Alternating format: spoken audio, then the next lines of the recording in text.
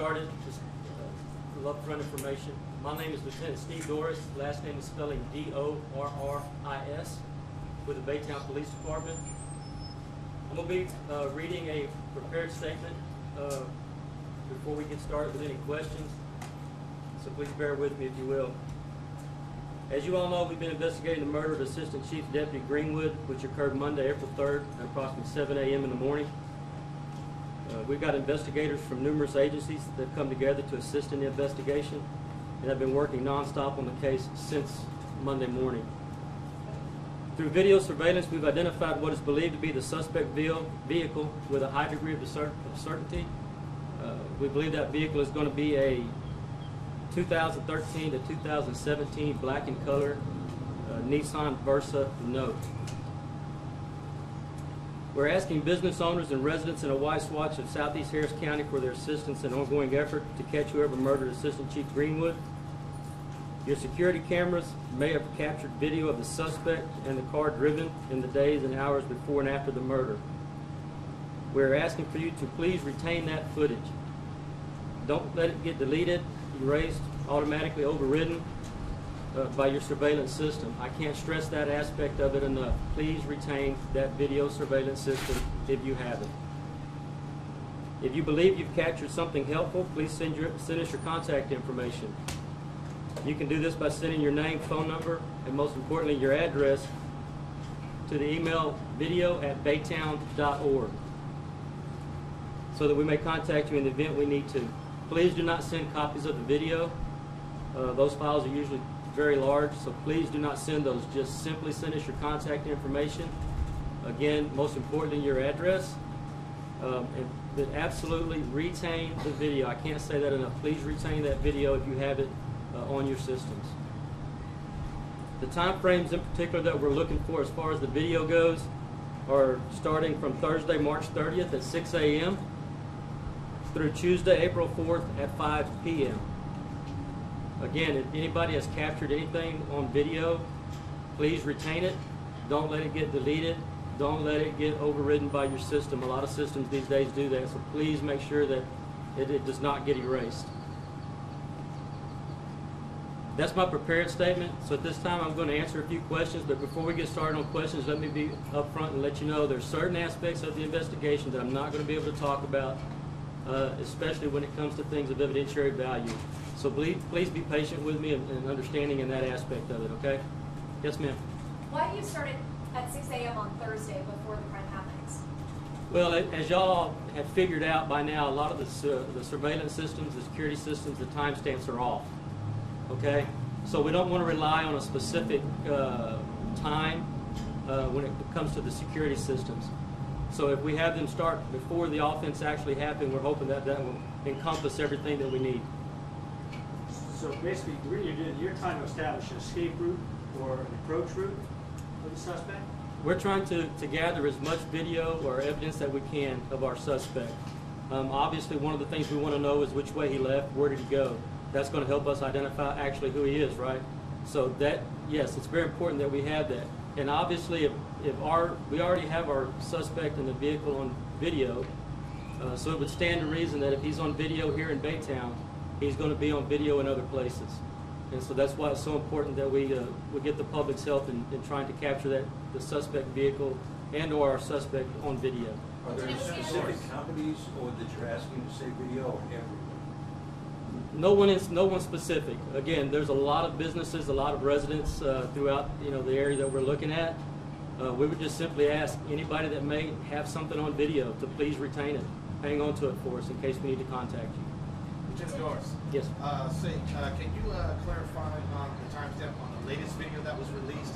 It looks like, according to that, he came up the afternoon of the murder, but that doesn't look right because the parking lot was empty. Correct. What we've been able to establish from the video on that is that the timestamp on that particular video is about 23 hours off. In other words, that particular video is actually from Sunday. Yes. So that whole camera is 23 hours off? Yes, ma'am. Do you feel like that could hurt once you catch this person and pursue prosecution? No, ma'am, I don't believe so, because there's measures that we take to counter that, obviously, as we go through our investigative processes. So I don't believe that's going to be a concern for us because we have measures to counter it. Lieutenant, other than on Sunday, do you have reason to believe he had been up at the courthouse before then or at a different time? Well, we just don't know right now. Okay, you know what I can tell you is from video standpoint is that we are reviewing a lot of video right now. That's one of the reasons why I haven't really had a whole lot to give you folks here in the past few days, is because most of our investigators are tied up reviewing video to try to establish something for us. So, you know, again, he's on video here in Baytown. He's going to be on video somewhere else. And again, I can't stress it enough to the public and to the businesses in the southeast area of Harris County. Please retain that video. I can't tell you how important that is. When you say a lot, can you be more specific or kind of quantify how much we're talking about here? From the video, how much? How much you're looking at? Yeah, I really don't want to, you know, characterize it with a number, but it's a lot. It's a lot of video. And then you can imagine how many businesses are just here in the city of Baytown, and just multiply that. So, you know, we're doing everything we can to capture every piece of evidence that we can to try to bring this killer to justice. Anything encouraging at all? And I don't want to get into specifics about what we know or don't know or what we have or don't have other than what I've already released to the media.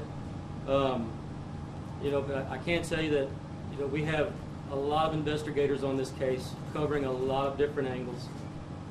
We have investigators from not only the Baytown Police Department, but the FBI, ATF, DPS, Texas Rangers, the Harris County Sheriff's Department, and every one of those investigators brings particular skill sets to the table, a lot of experience and a lot of expertise in the room as we go through our investigation. And you think the person on video on Sunday is the same person on that same video camera leaving Monday morning? Yes, ma'am, we're pretty confident of that. What kind of pressure are investigators under to get this solved quickly? Well, the main thing is that we get it solved. You know, we don't want to sacrifice you know, the quality of an investigation just to try to get it done quickly. I mean, obviously, we want to get it done as fast as we can. We have a killer that's out there. And the most important thing is we need to get him off the street. We need to get that person in custody and brought to justice. Obviously, this is a brother law enforcement officer that was taken from us senselessly. I can tell you from my personal experience and from a lot of my investigators and a lot of the investigators from the other agencies in the room, Assistant Chief Deputy Greenwood touched a lot of people's lives. He was an extremely talented and smart man, and the unique thing about him was that he shared that knowledge. He taught a lot of our officers to investigate shootings. So the pressure's there for all of us because we're all passionate about it. We want to get this individual off the streets as quickly as we can and brought to justice for Assistant Chief Deputy Greenwood, and most importantly for his family, to let them start to have some closure. Lieutenant, is video the main push on this, or are there some other leads that you're talking about? There's a lot of other angles that we're looking at, a lot of different angles that we're looking at, a lot of different investigative tools that we're using right now. Video is one of them.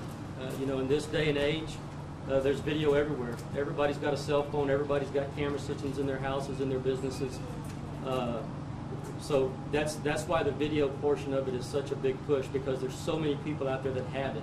And for us, the fact that so many people have video systems, it's just quite frankly a force multiplier for us. That gives us thousands and thousands of eyes out there versus, you know, the number of detectives that I have actually working on the case. So this video's been out now for a few days, at least of the suspect. I mean, have you gotten people calling saying that person is so-and-so, and those are leads that you are following up? We're following up on every Crime Stoppers tip that comes in, every lead that comes in. We're getting Crime Stoppers tips, we're getting phone calls, we're getting posts to our City of Baytown Facebook page. So we're getting a lot of information coming in, and we're having to follow up on every piece of that information. How's this affecting the department? Well, it's tough. I mean, it really is. It's tough because, like I said, we're talking about a fellow law enforcement officer, one that speaking from the Baytown Police Department perspective, a lot of our investigators knew him. Whether that was from, you know, training classes that they've been to that he was in, or just from working with him over the years. So it's impacted us greatly. You know, and again, in our community, we've had one of our brothers taken from us senselessly. You know, and that could just as easy be, me or one of my detectives or one of our officers here in the Baytown Police Department. So obviously it's a big stress for us, and it's a big concern for us. And that's one of the reasons why it's so important for us to capture this killer. Because if he's taken the life of a law enforcement officer, somebody that was sworn to protect and to serve, and somebody that's done that valiantly for 30 plus years. So it's impacted our organization for sure. Any more questions? What do you think of the fact that he was there the day before? I mean, what does that tell you? Well, the obvious thing is that there was some pre-operational planning on his part, on the suspect's part. Which obviously that's concerning to us as well. What that tells us is that this person did not wake up Monday morning and decide to go out and do something like this. There was some thought process that went into it. Does it also tell you that this person would have had some sort of law enforcement or military training? I don't want to jump to that stretch. I really don't want to jump to that stretch and make that statement that it tells me that. That could be anybody that decided to plan something could do that, not just necessarily a law enforcement official or somebody like that. Does it cause you concern? Well, sure, it causes us concern simply from the standpoint that this person took the time out of their life to do some pre-operational planning to commit a homicide. Again, somebody that has the mindset to do that has the mindset to stop for days and think about how they're going to commit this kind of a crime, that's very concerning to us. Okay, well, ladies and gentlemen, look, I really appreciate y'all's patience and y'all's cooperation as we've gone through this process. I wanted to bring you folks here to answer a few of your questions. I will be sending out the prepared statement that I read to all of you electronically to your respective agencies, as well as some new still photographs of our suspect vehicle here in the near future. Hopefully sometime this afternoon your agency should be getting that when I send out an email blast. But again, I appreciate y'all's patience. I appreciate y'all's cooperation and understanding as we go through this with what I've been able to release to y'all. And again, if anything substantial breaks, if we have any major developments in the case, we'll do our absolute best to keep all of y'all updated and so that our public knows what's going on. Okay? Thank y'all very much.